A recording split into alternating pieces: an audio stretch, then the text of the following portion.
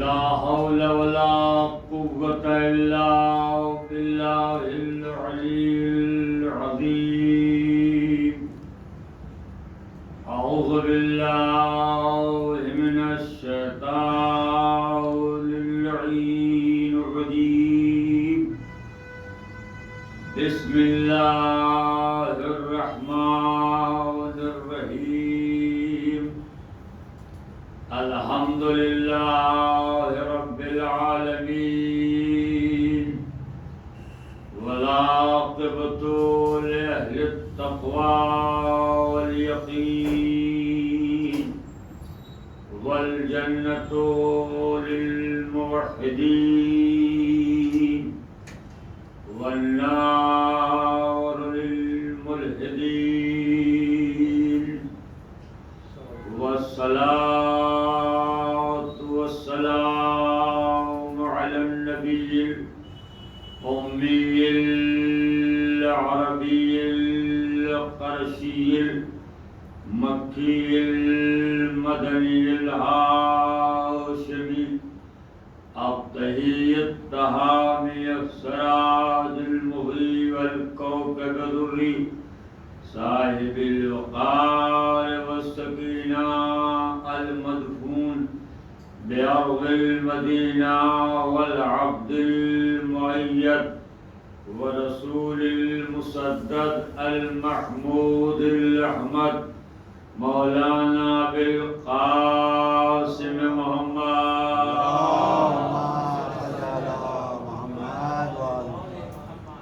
وآله الطيبين الطاهرين المعصومين المظلومين،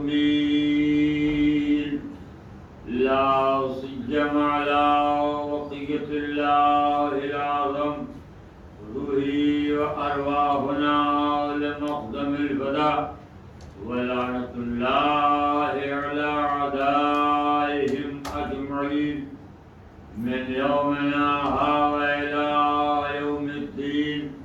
أما بعد، فقد قال الله سبحانه وتعالى في كتابه المجيد وفرقانه الحميد وقوله الحق وهو أصدق الصادقين.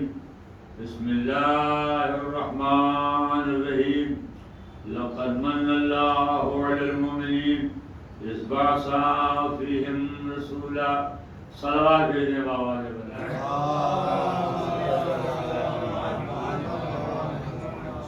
سورہ مبارکہ آل عمران کی ایک بہت ہی مشہور و معروف آیت کریمہ ہے کہ جس آیت کی تلاوت میں نے اپنے بزرگوں اور نوجوان دوستوں کے حضور میں کی ہے. اس آیت میں خالق کائنات عظمت سرور کائنات کا اعلان کرتے ہوئے ارشاد فرما رہا ہے کہ لقد من اللہ علی المؤمنین، ہم نے مومنین پر ایک احسان کیا. کیا احسان کیا؟ ارشاد ہوا کہ احسان یہ کیا کہ انہیں مومنین میں سے ایک کو رسول بنایا، اور آپ نے جسے رسول بنایا اور رسول بنا کے بھیجا، اس کا کام یہ ہوگا کہ یتلو علیہم آیاتہ، یہ آیات الہیہ کی تلاوت کرے گا. یہ پہلا کام سرکار دو عالم کا اللہ بیان کر رہا ہے کہ میرے حبیب کا پہلا کام یہ ہوگا کہ آیات الہیہ کی تلاوت کرے گا.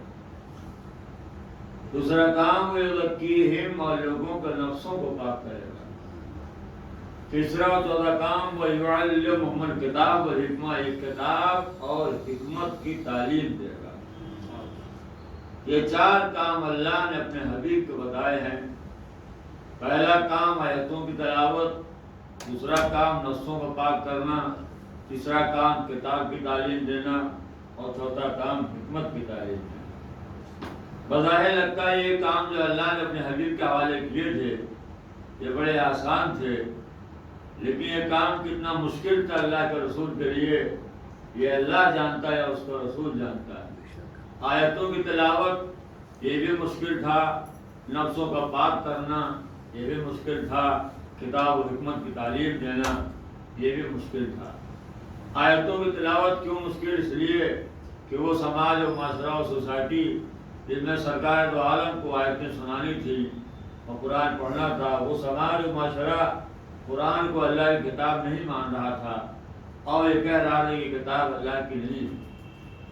اور پھر اس کے بعد وہ یزکیہم، لوگوں کے نفسوں کو پاک کرنا، یہ کام بھی بہت ہی مشکل تھا حضور کے لیے، اس لیے کہ کن کے نفسوں کے پاک کرنے کی بات ہو رہی ہے، یہ مولانا عسکری کے نفس کے پاک کرنے کی بات نہیں ہو رہی ہے، یہاں جو آپ حضرات بیٹھے ہیں آپ کے نفسوں کے پاک کرنے کی بات نہیں ہو رہی ہے، یہ بات ہو رہی ہے ان افراد کے نفسوں کو پاک کرنے کی جو حضور کے سامنے ہیں، یعنی جو عہد پیغمبر میں ہیں، ان کے نفسوں کے پاک کرنے کی بات ہو رہی ہے۔ اور آپ کو معلوم ہے کہ اس وقت کے جو عرب تھے وہ بڑے گھٹیا نفوس کے مالک تھے۔ یہ آج کا جو آپ عرب دیکھ رہے ہیں یہ ان کی سدھری ہوئی حالت ہے، تو آپ ذرا سوچیے جب سدھری حالت میں اتنے بگڑے ہیں تو بگڑے رہے ہوں گے، کتنے بگڑے رہے ہوں گے، یعنی یہ ان کی اچھی حالت ہے۔ تو جب اچھی حالت میں اتنے خراب ہیں، جب خراب رہے ہوں گے کتنے خراب رہے ہوں گے، تو یہ ان کے نفسوں کے پاک کرنے کی بات ہوئی۔ ایسے ایسے گھٹیا نفوس کے مالک تھے، حضور بیٹھے ہوئے ہیں اور ایک عرب آ گیا حضور کے پاس اور سلام کیا، اور سلام کرنے کے بعد کہا کہ ہم آئے ہیں مسلمان بننے کے لیے۔ تو حضور نے کہا کہ پڑھو کلمہ ہو جاؤ مسلمان۔ کہ مسلمانی تو بننے آئے ہو، ٹھیک ہے کلمہ پڑھ لو ہو جاؤ مسلمان۔ کہا نہیں ہم ایسے کلمہ نہیں پڑھیں گے۔ پھر کہا پہلے آپ ہم سے پوچھیں گا ہم ہیں کون؟ کہا آپ نے کہا بھائی تم انسان ہو، اللہ کے بندے ہو، آئے ہو مشرف اسلام ہونے کے لیے، پڑھ لو کلمہ ہو جاؤ۔ کہا ایسے نہیں پڑھوں گا، پہلے آپ ہم سے پوچھیں گا ہم ہیں کون؟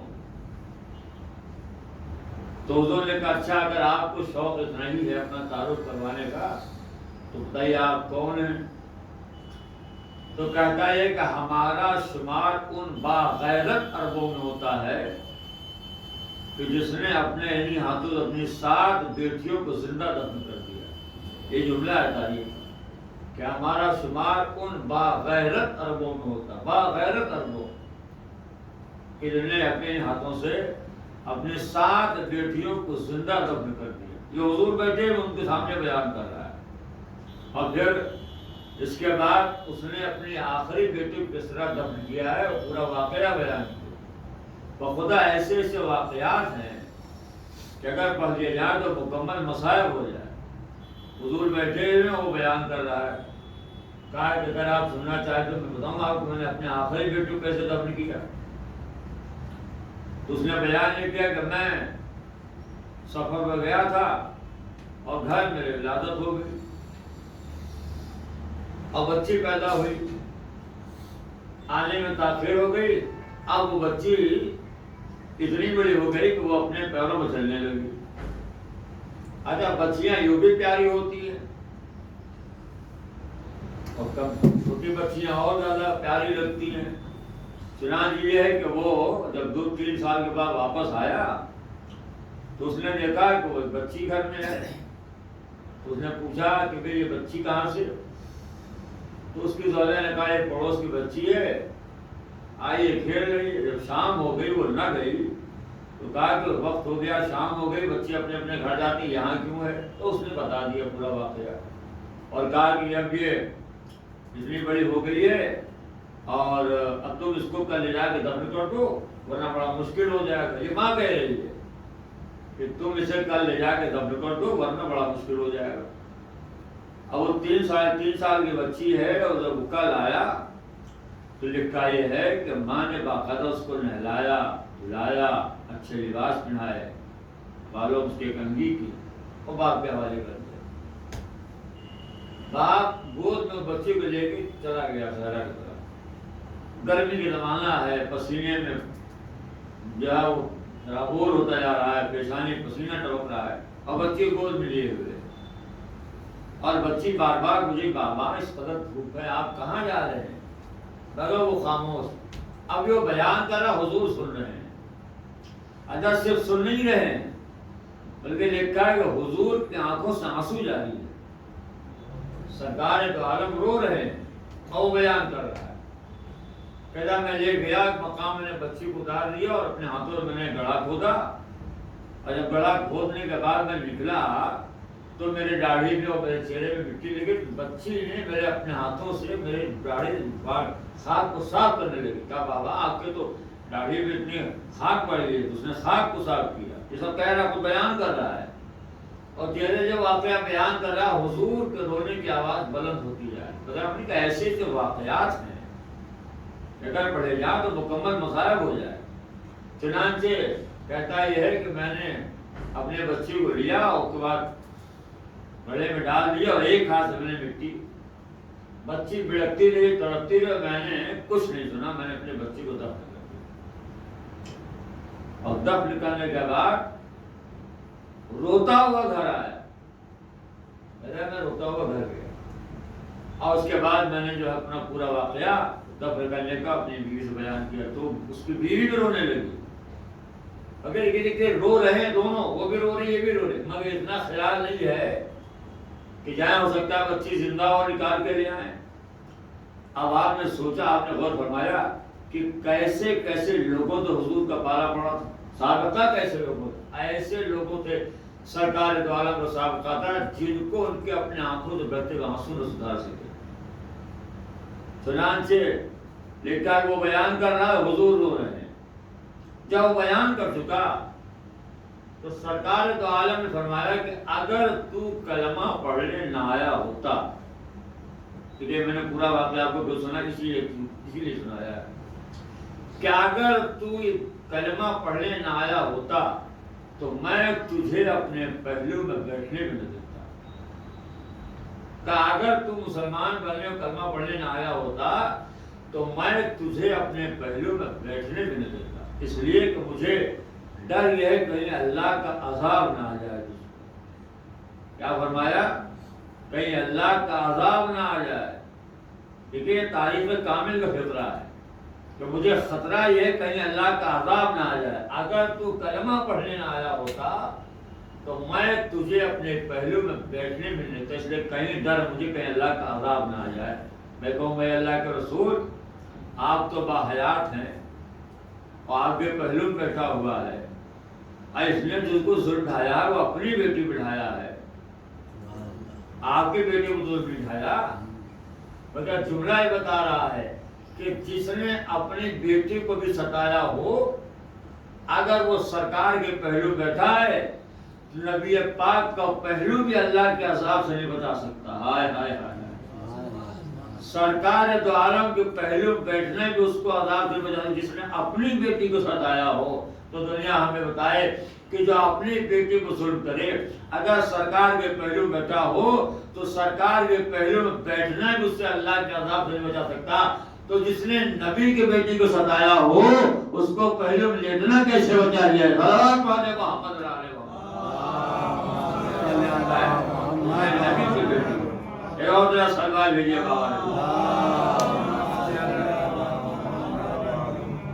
جس نے نبی کی بیٹی کو ستایا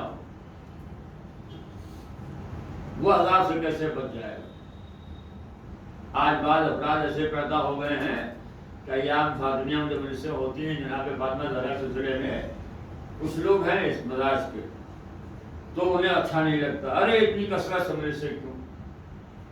کل میں نے عرض کیا تھا شاید کل ہی کے مجلس میں کہ آج جتنے لوگ مذہب حق قبول کر رہے ہیں وہ سب جناب فاطمہ زہرا کی وجہ سے، آپ کا وجود 14 معصومین میں معجزہ ہے، فضائل معجزہ، مذاہب معجزہ، سارے معاملات، بی بی کا نام معجزہ ہے، بی بی کا نام معجزہ ہے، آپ نے غور نہیں کیا، شہزادی زہرا کا نام معجزہ ہے، حدیث امام نے فرمایا ہے کہ اگر کسی نے اپنی بیٹی کا نام فاطمہ رکھ لیا ہے تو اس کے گھر کبھی فاقہ نہیں ہوگا۔ صلوات پڑھیے محمد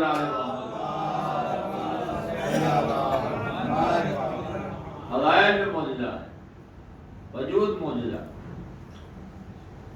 سرکار دو عالم آئے جناب خدیجہ ہیں اور کہتے ہیں خدیجہ جب میں گھر میں نہیں رہتا ہوں باہر تبلیغ پر جاتا ہوں تو دائرے کے تنہائی کا احساس ہوتا ہوگا، پریشانی اس طرح.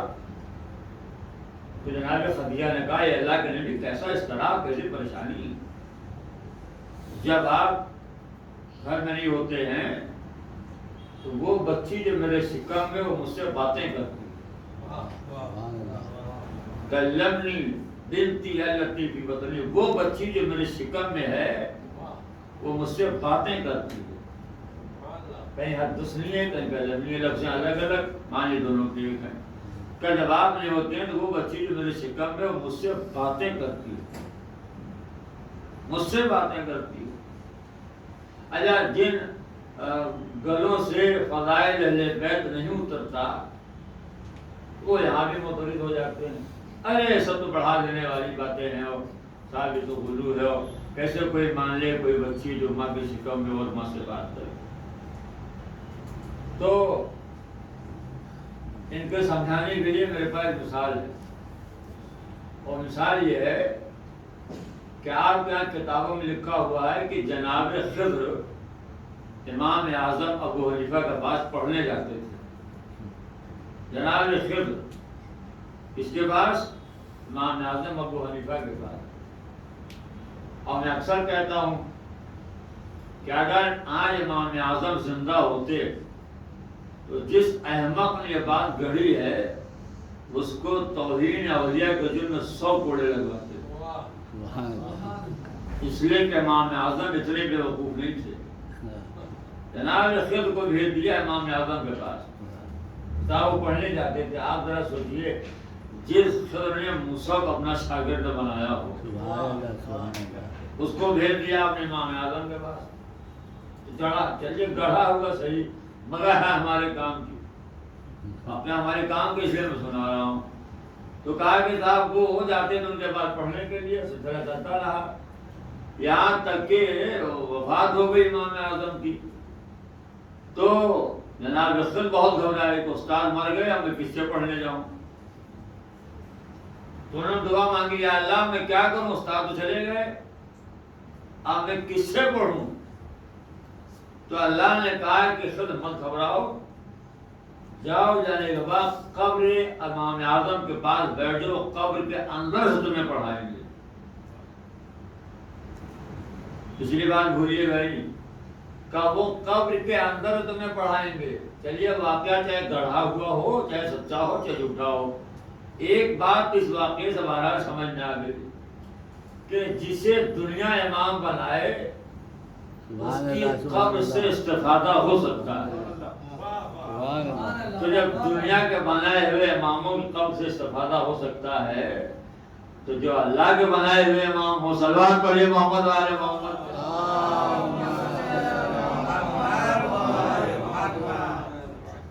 دیکھیے مجمع مختصر صحیح مگر بہت سنجیدہ، بہت سنجیدہ مجمع ہے. اور واقعہ ہونا بھی چاہیے کہ مجمع کو دیکھ کے پڑھنا ہونا نہیں ہے، ہمیشہ اللہ اور مولا کو دیکھ کے پڑھنا چاہیے. ایک بہت بڑے خطیب تھے ایران کے، بہت بڑے خطیب، یعنی اپنے عہد کے وہ گویا طاہر ضروری صاحب تھے، شیخ احمد کافی. آج ان کی یوٹیوب پر سے مل جائیں گے آپ کو. بڑی جذبیت تھی ان کے بیان، ان کے زبان کا بیان، اور بہت ایک تبرائی خطیب تھے. بڑی موقع ملے ہو، فارسی جانتے ہو تو آپ سنیے. آپ شیخ احمد کافی اتنے زبردست خطیب تھے تو ان کے لیے مشہور یہ کہ انہوں نے رضا شاہ پہلے زمانے میں کہا تھا کہ صرف 3 تقریریں مجھے کرنے کو دے دو تہران میں اور میں پھر پھانسی دے دوں. یعنی اتنا کمانڈ تھا ان کے اوپر، بڑی جذبیت تھی. واقعا یہ جذبیت بھی ایک بہرحال اللہ کے لطف ہے. تو لکھا ہے کہ جہاں ان کا اعلان ہوتا تھا وہ پڑھیں گے تو دور دراز سے لوگ سننے ان کو آتے تھے. اب اس زمانے میں ظاہر ہے کہ اس طرح آج کے زمانے میں طرح تھوڑی تھا کہ سب کے بعد کاریں رہی ہو اور انتظام رہا ہو، تو لوگ دور دراز سے ان کو سننے کے لیے جاتے تھے. لکھا ہے کہ ان کا ایک مرتبہ ان کی تقریر نشاپور کی جامع مسجد میں تھی، اور اعلان ہو گیا صاحب شیخ احمد کافی آئیں گے اور پڑھیں گے، تقریر کریں گے، مجلس پڑھیں گے. دور دراز سے لوگ ان کو سننے آئے. ایک بیچارہ ان کا کوئی بہت پرانا سامنے تھا، سننے والا تھا، جس کے پاس شاید سواری والی کا انتظام نہ ہو سکا اور وہ تاخیر ہو گئی اس کو پہنچنے میں. جب وہ مسجد میں داخل ہو رہا تھا تو وہ شیخ احمد کافی ممبر سے اتر گئے تھے. بیان تمام ہو گیا, وہ ممبر سے اتر رہا ہے, وہ داخل ہو رہا ہے. اس نے دیکھا دروازے پہ شیخ احمد کافی کو, اور شیخ نے دیکھا اسے. خیر وہ تقریر تمام ہو گئی تھی, اترے, لوگوں نے مصافحہ کیا اور لوگ چلے گئے. وہ آگے بڑھا, آگے بڑھنے کے بعد کہتا کہ شیخ آج جو ہے وہ تاخیر ہو گئی اور میں آپ کے آج کی بیان کو سننے سے محروم ہو گیا. اب اللہ جانے کا موقع ملے گا آپ کی تقریر سننے کا, میں آج محروم ہو گیا. تو شیخ احمد کافی نے کہا کیسی, یہ میں آپ کے لیے پڑھ رہا ہوں, چونکہ آپ, میں تجھے پڑھتا ہوں تو کچھ لوگ آ جاتے ہیں, آپ جو پڑھتے ہیں کوئی نہیں ہوتا ہے. اب تو میرے سننے والے کچھ ہیں, مگر یہ آپ کے تسکین و تسلی کے لیے میں پڑھ رہا ہوں. تو کہا کہ میں تو محروم ہو گیا, پتہ نہیں اللہ کا موقع دے گا اور آپ کو میں بیان نہیں سن سکا.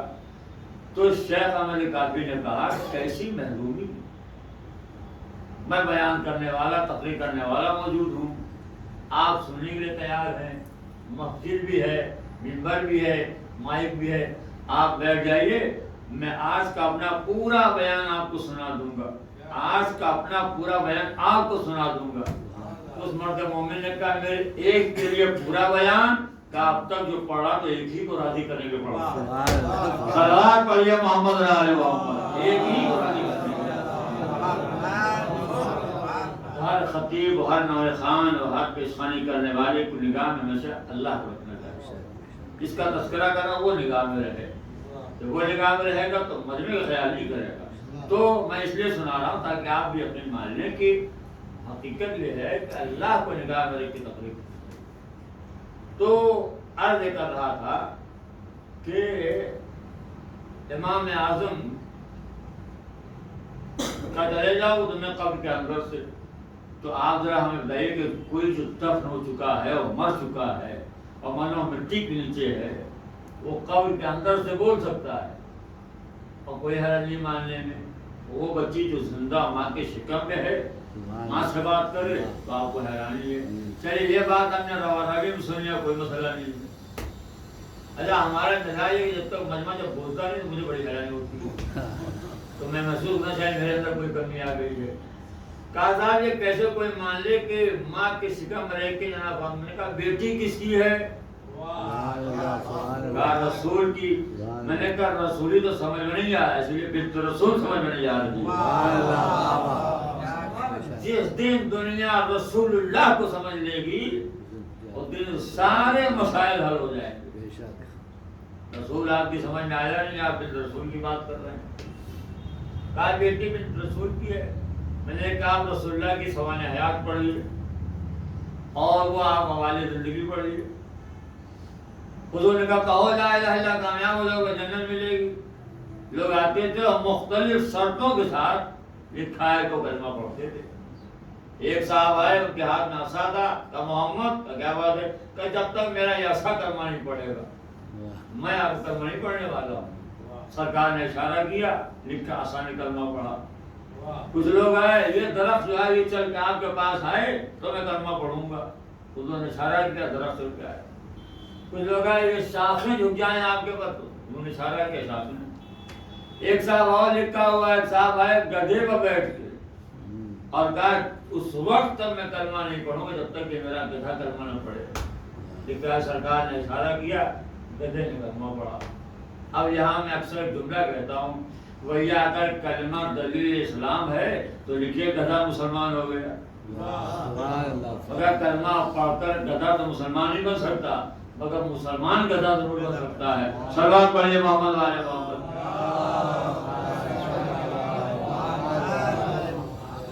آج غور ہونا, گدھے نے کلمہ پڑھا, مختلف شرطوں کے ساتھ. تو ایک صاحب آئے اور لکھا ان کے ہاتھوں میں کچھ پتھر کے ٹکڑے تھے, کنکڑیاں. کہا کہ میں آپ کو کلمہ پڑھوں گا مگر اس وقت جب یہ پتھر کے ٹکڑے میرے ہتھیلی میں یہ کلمہ پڑھے. سرکار نے کہا میرے مٹھی میں رکھ دو.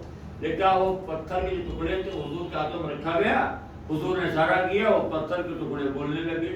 عجیب دنیا ہے پتھر کا ٹکڑا بولے سب مان لے، سرکار کی جگر کا ٹکڑا بولے سلوات پڑھیے محمد والے محمد۔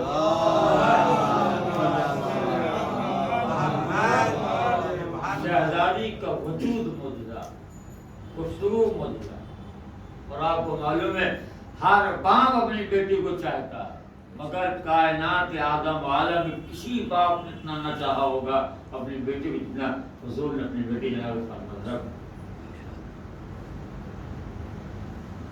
کائنات عالم عالم کسی باپ نے اتنا نہ چاہا ہوگا جتنا حضور نے جناب فاطمہ زہرا کو چاہا۔ کوئی باپ ہے بیٹی گانے میں کھڑا ہو جائے؟ مگر جب جناب فاطمہ آتی تھی تو رسول اللہ کھڑے ہو جاتے تھے۔ اس قدر محبت تھی کہ لکھا سرکار دو عالم ہاتھوں کو چومتے تھے، پیشانی کا بوسہ، اور وہاں لے جا کے بٹھاتے جہاں آپ خود بیٹھے ہوتے تھے۔ یہ آپ کا معمول تھا کہ کبھی ہاتھوں کو بوسا، کبھی پیشانی کو بوسا۔ اب لکھا یہ ہے کہ یہ آپ کا معمول دیکھ کر ازواج میں ایک صحابہ تھی جنہیں بہت دل ان کا پختہ تھا کہ صاحب ہر باپ چاہتا ہے مگر یہ کچھ زیادہ چاہتے ہیں، تو انہوں نے ایک دن پوچھ ہی لیا کہ ہر باپ چاہتا ہے مگر آپ کچھ زیادہ چاہیں کا مطلب کہ جب کبھی فاطمہ آتی ہیں آپ کبھی ہاتھوں کو چومتے ہیں، کبھی پیشانی کو بوسہ دیتے ہیں، تو کیا وجہ ہے؟ تو لکھا ہے کہ انہوں نے پوچھا تو حضور نے انہیں جواب بھی دیا، اور پوری ایک لمبی چوڑی عبارت ہے عربی کی، میں سنا نہیں پاؤں گا اس لیے کہ بہرحال وقت دامن میں گنجائش نہیں ہے، لیکن لکھا ہے کہ حضور نے فرمایا کہ جب مجھے معراج کو بلایا گیا اور میں وہاں گیا تو جبرائیل نے مجھے بہشت کی سیر کروائی، اور جب وہاں گیا تو آتان طوفان اللہ نے مجھے ایک سیب دیا۔ آتانی کا فائل جو ہے وہ یہاں پر اللہ ہی کو مانا گیا کہ اللہ نے مجھے ایک سیب دیا۔ سوال یہ پیدا ہوتا ہے کہ اگر ایک سیب ہی دینا تھا اتنا لمبا چوڑا سفر کیوں کروایا؟ اگر سیب ہی مقصد تھا تو حضور کے بعد بھیج دیتا جبرائیل امین کے ہاتھوں سے لے کر۔ جبرائیل قرآن لا سکتے ہیں، کیا سیب نہیں لا سکتے؟ ذوالفقار لا سکتے ہیں، کیا سیب نہیں لا سکتے؟ تو بھیج دیتا جبرائیل امین کے ہاتھوں۔ یہ کیا معاملہ ہے کہ بلا کے دیا؟ تو آج اپنی آواز ہے جسے تم بار بار سیب سیب کہہ رہے ہو، وہ سیب یہ نہیں تھا۔ اللہ پھر کیا تھا؟ کہا وہ تھا ظرف، ہم نے اس میں رکھا تھا فاطمہ کے نور کو۔ وہ تھا ظرف، ہم نے اس میں رکھا تھا فاطمہ کے نور کو۔ تو اللہ نے یہ گوارا نہیں کیا کہ جس ظرف میں فاطمہ کا نور رکھا ہے اس ظرف تک معصوم فرشتے کا ہاتھ تک پہنچ جائے۔ سبحان اللہ۔ اللہ نے گوارا نہیں کیا کہ اس ظرف تک معصوم فرشتے کا ہاتھ تک پہنچ جائے۔ تو دنیا ذرا سوچے، جس ظرف تک معصوم فرشتے کا ہاتھ تک نہیں پہنچ سکتا اس ذات کی عظمت تک مسلمانوں کا دماغ کیا پہنچے گا؟ صلوات پڑھیے محمد رائے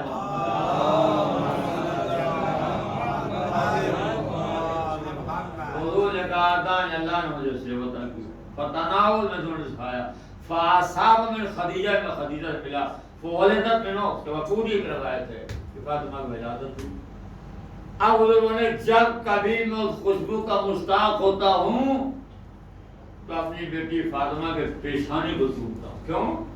کہا اس لیے کہ مجھے میری بیٹی فاطمہ کی جسم کی بہشتی میوے کی خوشبو آتی ہے، اسی میوے کی خوشبو آتی ہے۔ اچھا بات یہیں تک ہوتی تو کوئی مسئلہ نہیں تھا، آگے حضور نے فرمایا سنو یہ خوشبو فاطمہ تک محدود نہیں رہے گی بلکہ ہی الروح یبقی فی ذاتی الی یوم القیامہ، یہ خوشبو وہ ہے جو قیامت تک میری اولاد اور میری فطرت میں باقی رہے گی۔ یہ بیان کر دیا حضور نے، انہوں نے پوچھا اور حضور نے یہ بیان کر دیا۔ اب اکثر لوگ پوچھتے ہیں بھائی اگر وہ ایسی تھی تو حضور نے ان سے شادی کیوں کیا؟ اسی لیے کیا تھا کہ کہ یہ پوچھیں اور گھر سے عظمت فاطمہ زہرا باہر جائے. نہ وہ پوچھتی نہ سرکار بیان کرتے اور نہ یہ عظمت کی بات باہر جاتی. اچھا بیان کر دیا حضور نے, جن سے بیان کیا وہ گھر کے بعد باہر پہنچانے میں بڑی ایکسپرٹ تھی, ہے نا. تو لکھا ہے کہ وہ انہیں نے پہنچا دی بات, اور ایک ایسے صاحب تک پہنچا دی جن کا نام میں عمر گزر رہی نہیں لے رہا ہوں, ان تک پہنچ گئے. ان کا ہاں حضور نے فرمایا کہا ہم بھی دیکھیں گے کہ یہ بات صحیح ہے یا نہیں صحیح ہے. تو لکھا ہے کہ آئے اس کوچے میں جا کے بیٹھ گئے جہاں سے امام حسین کا گزر ہوتا. اس اندراز میں ایک علی کا بیٹا گزرے گا, چھوٹا والا ہو میں دیکھ لوں گا. چنانچہ لکھا ہوا کہ امام حسین گزر ہوا تو آگے بڑھے, انہوں نے گود اٹھایا اور بار بار کوشش کریں دیکھیں خوشبو آ رہی نہیں آ رہی ہے. تو لکھا ہے انہیں خوشبو نہ ملی تو انہوں نے اتار دیا. چلے جا رہے تھے ادھر جناب حذیفہ چلے جا رہے تھے, ان کی نگاہ پڑی کبھی معاملہ کیا ہے, کیا سوچ رہے ہو, کچھ تو ہے. بات یہ ہے کہ تم تک سرکار کی حدیث پہنچی. کون سی حدیث؟ کہ حضور نے فرمایا کہ خوشبو فاطمہ تک محدود نہیں رہے گی بلکہ میری اولاد میں قیامت تک کہاں تک پہنچی. مگر کیا تمہیں یقین نہیں آتا؟ تو چونکہ خبیث کے اندر شک کی بیماری پرانی تھی تو کہا نہیں, یقین اور شک کی بات تو نہیں. اس نے بات کی ابھی علی کا بیٹا حسین گزر رہا تھا تو میں نے گود اٹھا لیا, دیکھیں خوشبو آ رہی ہے تو پھر کہاں میں تو نہ ملی. تو لکھا ہے کہ حذیفہ مسکرائے. تو کہا حذیفہ مسکرا کیوں رہے ہو؟ کہا میں بات ہے کہ تم تک سرکار کی آدھی بات پہنچی. پوری بات کیا ہے؟ کہ پوری بات ہے حضور نے فرمایا کہ وہ خوشبو میری اولاد میں قیامت تک رہے گی مگر محسوس مومن کرے گا, منافق نہیں کرے گا. اللہ کریے محمد علیہ محمد.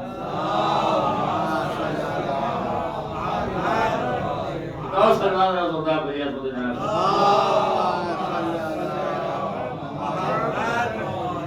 آج یہ ہے جناب جب اللہ نے شہزادی زرا کو خلق کیا, لما خلق اللہ آدم و حوا, جب اللہ نے آدم و حوا کو خلق کیا, کانا یفتخران فی الجنہ, دونوں جنت میں تھے اور اس بات پر فخر و مباحات اور ناز کر رہے تھے کہ ما خلق اللہ احسن منا, اللہ نے ہم سے بہتر چیزوں کو پیدا ہی نہیں کیا. اللہ نے ہم سے بہتر تو کسی کو خلق ہی نہیں کیا.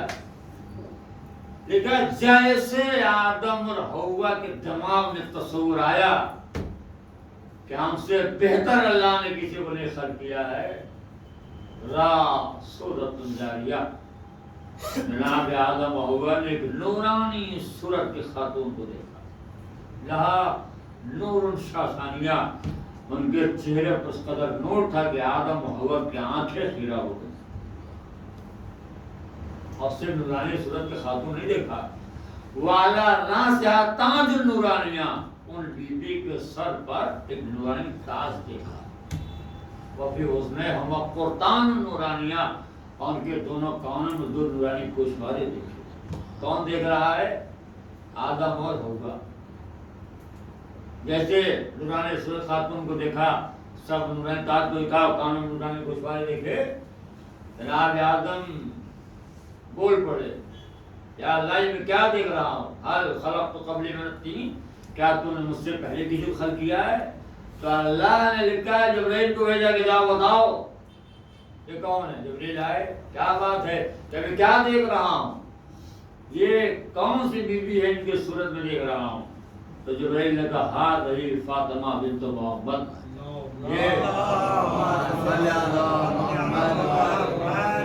یہ نورانی صورت فاطمہ بنت محمد ہے. اچھا یہ تو معلوم ہو گیا وہ اعلیٰ راسیات تاج النورانی, اس کے سب نورانی تاج. یہ کیا ہے؟ کئی نورانی تاج نہیں ہے. ہاں بعد علی ابن ابی طالب, اس کے شوہر علی ابن ابی طالب. نعرہ حیدری کوا بھی اذن ہما قرطان النورانی, اس کے کانوں جو دو نورانی گوشوارے میں دیکھ رہا ہوں. کہا اولاد ہما حسن حسین, اس کے دو بیٹے حسن حسین. اب جب معلوم ہو گیا کہ نورانی صورت جو ہے فاطمہ کے اور سب نورانی تاج جو ہے وہ علی ہے اور اس کے دونوں کی گسارے حسن حسین ہیں، لیکن جیسے معلوم ہو گیا ان تسراتوں تو آدم نے اس نور فاطمہ کے سامنے اپنے سر کو جھکا دیا، اپنے سر کو جھکا دیا۔ کس نے؟ آدم نے۔ آدم ہے کون؟ کا مسجود ملائکہ۔ مسجود ملائکہ مطلب کون؟ کا ملائکہ نے ان کے سامنے سر کو جھکایا تھا۔ تو جس کے سامنے ملائکہ نے سر جھکایا اس آدم نے فاطمہ کے سامنے سر کو جھکایا۔ صلوات پڑھیے محمد علیہ وسلم۔ مسجود ملائکہ ہیں آدم اور فاطمہ کے سامنے سر کو جھکا رہے ہیں۔ اور لائق اولاد کی پہچان کیا ہے؟ آدم ہم سب کے باپ ہے نا، ہے یا نہیں ہے؟ آدم جو ہے وہ ہم سب کے باپ ہیں، اور لائق اولاد کی پہچان یہ ہے کہ وہ باپ کے بتائے ہوئے راستے پر چلے۔ ہائے ہائے ہائے، آپ اولاد ہیں آدم کیا نہیں ہے؟ سب اولاد آدم ہیں۔ تو لائق اولاد کی پہچان یہ ہے کہ وہ اپنے باپ کے بتائے ہوئے راستے پر چلے۔ تو باپ کیا کر رہا ہے؟ فاطمہ زہرا کی تعظیم۔ اب پچھلے دور میں کس نے فاطمہ کی تعظیم کی اور کس نے نہیں کی؟ جو اپنے باپ کا لائق اولاد تھی اس نے تعظیم کی، جو نالائق تھا صلوات پڑھیے محمد علیہ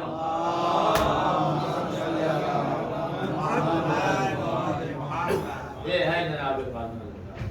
بات پڑھنا کچھ آنا تو بات کسی اور طرف ہو گئی تو خیر یہ ہے جناب فاطمہ، وجود معجزہ ہے۔ سرکار دو عالم نے ارشاد فرمایا کہ میری بیٹی فاطمہ کی مثال مریم جیسی ہے، جیسے اسرائیل میں مریم ایسے میری بیٹی فاطمہ ہے۔ شہزادی کی مثال حضور نے جناب مریم سے دی، تسبیح مریم سے دی ہے۔ اور آپ کو تو معلوم ہے کہ تسبیح کا قانون یہ ہے کہ جس سے آپ تسبیح دے رہے ہیں اس کے سارے صفات، سارے کمالات اس کے اندر پائے جائیں، نہ تسبیح ناقص ہے، تسبیح ناقص ہے۔ سرکار نے جناب فاطمہ کے تسبیح مریم سے دے کے بتا دیا دیکھو جتنے کمالات کی مالکہ ہیں مریم اس سارے کمالات میری ہوتی ہیں۔ کہ میں کہتا ہوں کہاں مریم کہاں فاطمہ؟ مریم ایک معصوم کی ماں ہے، فاطمہ 11 معصوموں کی ماں ہے۔ صلوات پڑھیے محمد والے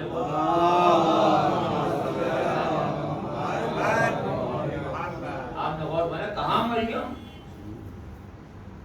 ایک سوال ہے میرا، وہ سوال یہ ہے کہ جناب عیسیٰ کی ولادت بغیر باپ کے کیوں ہوئی؟ بھائی آخری بات ہے، جناب عیسیٰ حضرت عیسیٰ کی ولادت بغیر باپ کے کیوں ہوئی؟ تو اس کے بہت سے وجوہات لوگوں نے بیان کی ہیں۔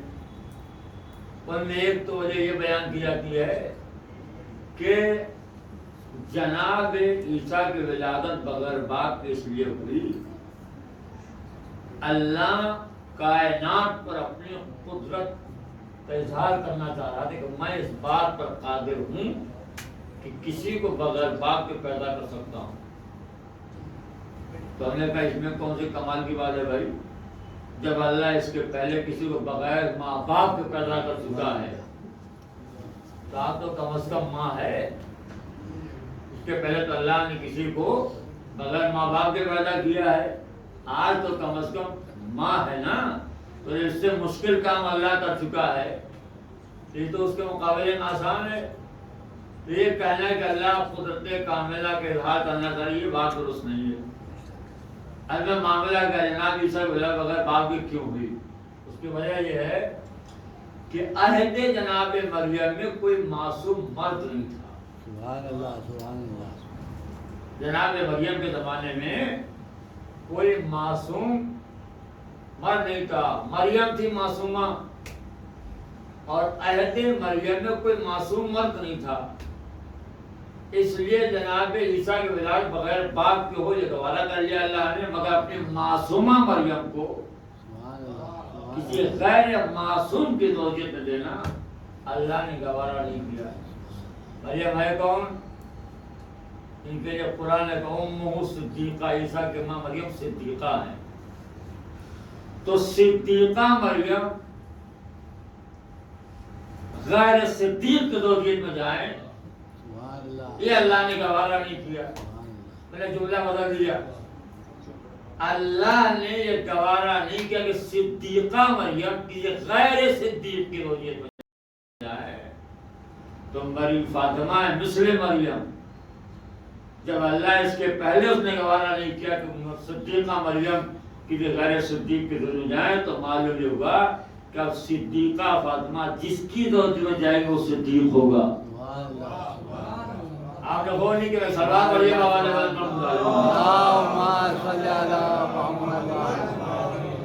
مریم ہیں صدیقۃ الکبریٰ، جناب فاطمہ صدیقۃ الکبریٰ، تو جو ان کا شوہر ہوگا وہ ہوگا صدیق اکبر.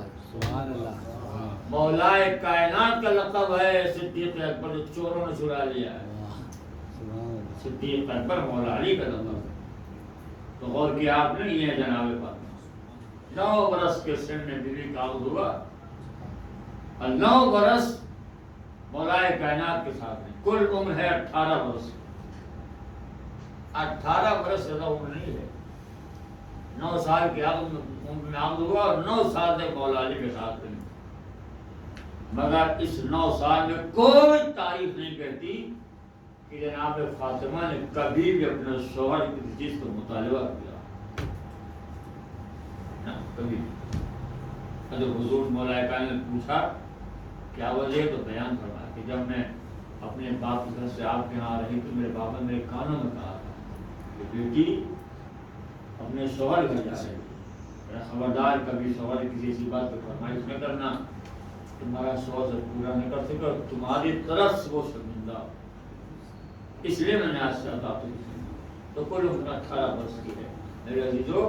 اور آپ نے کہیں نہ سنا ہوگا کہ کسی خاتون کی عمر 18 برس کی ہو اور وہ اس 18 برس کی عمر میں عصا کا سہارا لے کے کائنات میں کہیں آپ نہیں سنیں گے کہ کوئی خاتون ہو جن کی عمر جو ہے وہ کل 18 برس کی ہو اور وہ 18 برس کی عمر میں عصا کا سہارا لے کے چلے. مگر ایک بیٹی حضور کی اکلوتی بیٹی ہے.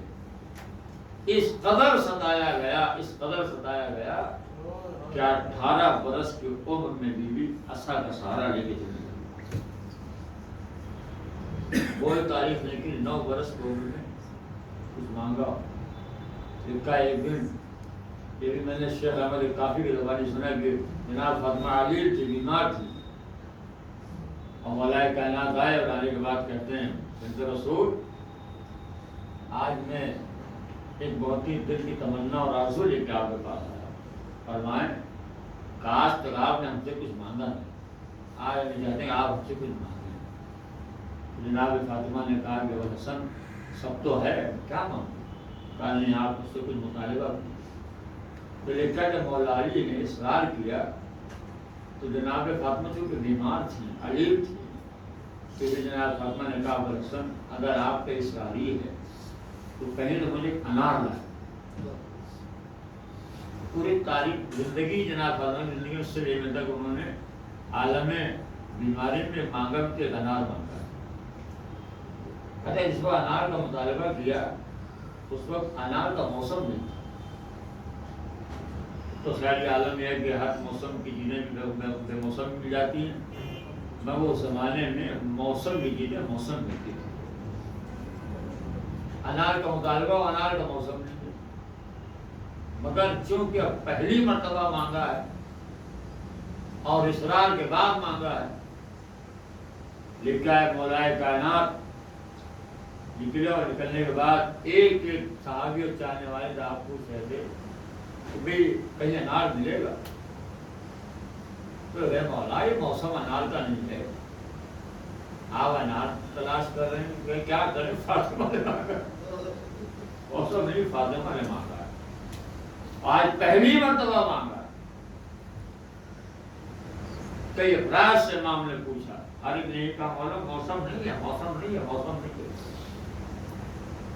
پھر کسی نے بتایا کہ مولا ایک یہودی ہے جو بہت دن پہلے کہیں گیا تھا اور وہاں سے وہ انار لے کے آیا، شاید معلوم بھی شاید اس کے یہاں موجود ہو. امام نے جب یہ سنا تو خوش ہو گئے اور لکھا ہے کہ آپ اس یہودی کے دروازے پر آئے. جب الباب کیا یہودی باہر نکلا اور جب اس نے دروازے پر مولا امیر المومنین کو دیکھا اس کی خوشی کی انتہا نہ رہی. کائنات کا امیر مومنین کا امیر میرے دروازے پر. حیران و پریشان ہو گیا. کہا آپ مجھے خود بلا لیتے آپ کو. بات یہ ہے کہ بہت دنوں کے بعد نبی کی بیٹی نے مجھ سے انار مانگا.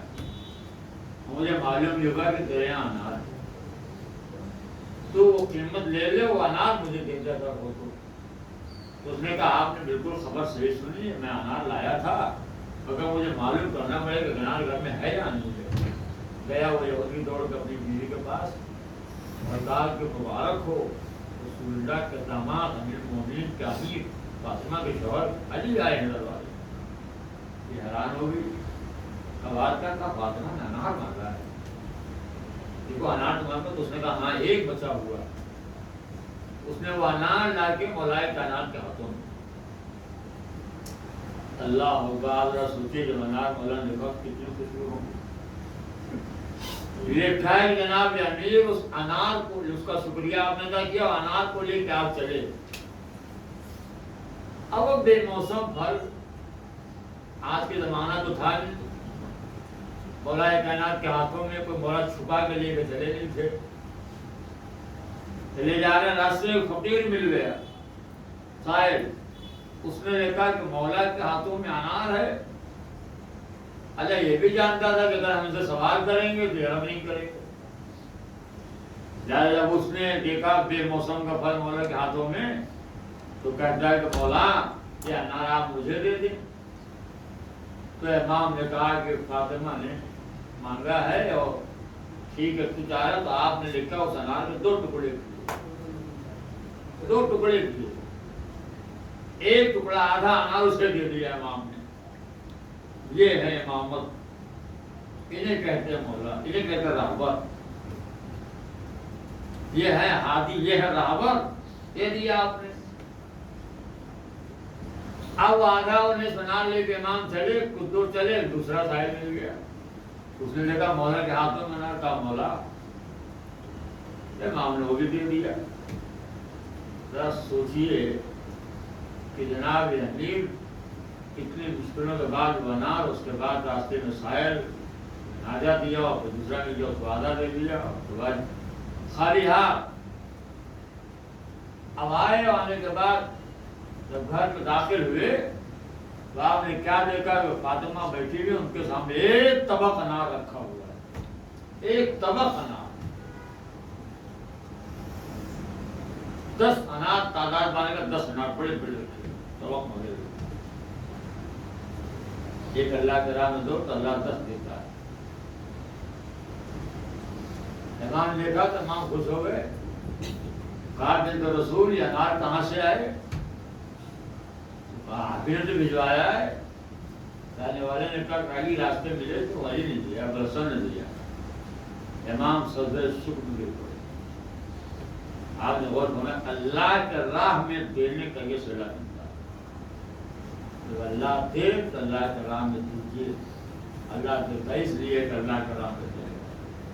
اگر انسان خلوص سے اللہ کے راہ میں دیتا ہے تو اللہ اس کے ہر منزل کو آسان کرتا ہے. تو یہ ہے جناب فاطمہ. 18 سال کی عمر اور 18 سال کی عمر میں اتنا ستایا لوگوں نے کہ جناب فاطمہ لکھا عصا کا سہارا لے کے چلے گئے. آپ سوچ سکتے ہیں کسی خاتون کو 18 برس کی ہو اور 18 برس کی عمر میں عصا کا سہارا لے کے چلے. 18 برس کی عمر ہی کیا ہوتی ہے.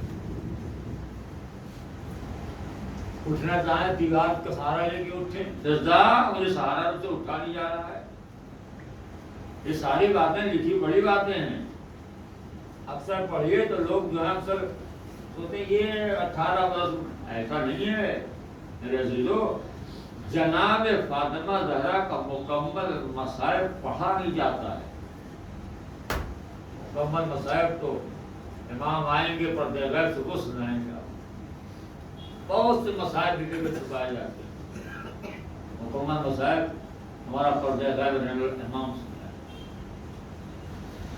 اٹھنا کا قصہ مجھے سہارن سے اٹھا لیا، اتنا ستایا لوگوں نے کہ 18 برس کی عمر میں عصا کا سہارا لے کے چل رہے ہیں. اور میں کہوں تو میری زبان جل جائے. میرے معصوم امام فرماتے ہیں ہاں مجھے موت کیوں نہیں آتی.